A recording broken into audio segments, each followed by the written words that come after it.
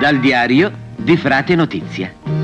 Oggi fu il giorno di Letizia per lo convento e per li frati tutti, che giù nel bosco ci recammo uniti a tagliar legna dagli alberi insecchiti. Avanza come suole Cimabue, che se una cosa fa, ne sbaglia due.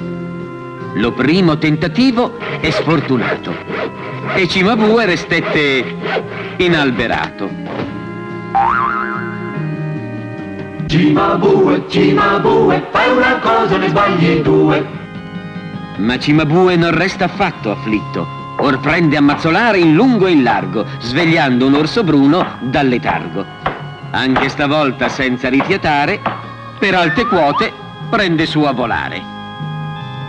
Cimabue, Cimabue, fai una cosa, ne sbagli due. Ma che cagnara! Sbagliando si impara!